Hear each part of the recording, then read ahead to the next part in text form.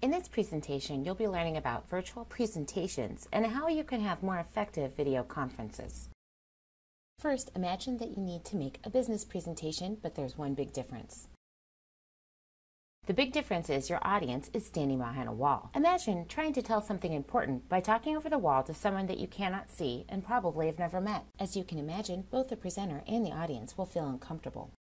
This is exactly what happens when we communicate over video, phone, or chat conference. And as the presenter, you will feel frustrated because you can only hear the words and not see the expressions on their faces or judge their body language. And for the audience, it is just a boring voice or a video. And this happens as parts of our usual communication is missing, such as body language, eye contact, two-way interaction, and reactions. So, how do we ensure that we do not waste time and that we communicate effectively? We want to use the minimum rule. The only way to make a successful virtual presentation is to engage audiences continuously. This helps make up for other issues with this medium of communication. So to engage your audience, you'll want to set up offline, use multiple modes of communication, allocate time for interaction, use voice effectively, and stick to a schedule. Set up offline. Get to the conference early and test all equipment on both sides. We once had a trainer who had set up a video conference to train my team on her product features. We were in the training room on time. We could see the trainer, but we couldn't hear her. The IT team was called in and some adjustments were made. Then we couldn't see her. After an hour of adjustments, we ended up leaving the room, and the training was rescheduled and finally canceled due to lack of attendance. Time spent adjusting equipment is very boring for your audience, and you'll want to minimize any distractions, so you'll want to mute your cell phone and switch off any other distractions. We had a really interesting video presentation made for our office one day. The attendees on the other side listened very politely to the entire presentation, but at the end, we realized that they hadn't understood a thing because they couldn't see the slides from which the speaker was continuously referring to. It's a good idea to email your presentation to your audience ahead of time. You'll want to send materials for reading or the actual presentation beforehand so they can read and refer to it. I've seen very experienced presenters appoint one person in another location to handle all the slides. The other person was responsible for locating the slides on a PC and then switching the slides as the presenter indicated during their presentation. Make sure to allocate time in your presentation for interaction. Just about every web conference tool out there has a polling capability. I like to open up a webinar with a poll because it gets people's attention and it sets the stage that I'm going to be requiring their interaction. I like to offer my participants a poll about every 5 to 8 minutes. This breaks up the presentation. Polls also capture a tremendous amount of valuable information such as who voted and how they voted. In addition, most webinar tools have a raise your hand feature, so your audience can notify you if they have a question. You might want to ask one member of your team to watch for any raised hands. And you'll want to end your presentation by allotting time for a Q&A session. Since people cannot see each other,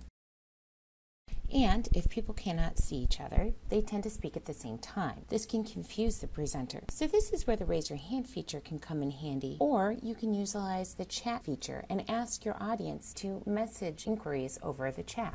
Allocate time for each person and pause between points for questions. When creating your presentation, look for places to insert interactivity every 3 to 5 minutes. For example, voice-based discussions, chatting, polling, or Q&A breaks. This will ensure that you know that your audience is still connected and listening and understanding you. Ask questions to specific people or departments by name to ensure you're getting a relevant response. For example, Ms. Khan, does your department process work relate to what I've said? Use your voice effectively. Enthusiasm in your voice is the key to a more engaged audience.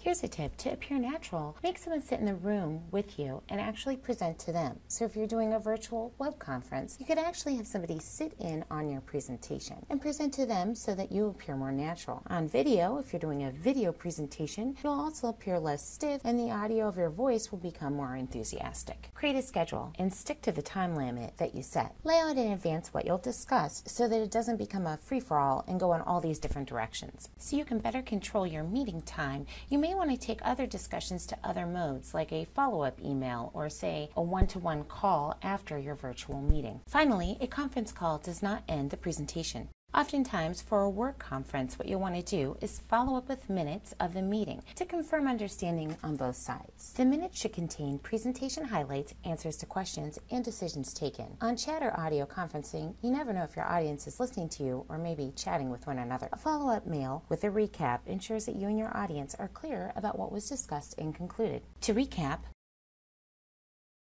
Engage your audience more by setting up offline, using multiple modes of communication, giving time for interaction, using voice effectively, sticking to a schedule, and send minutes of the meeting.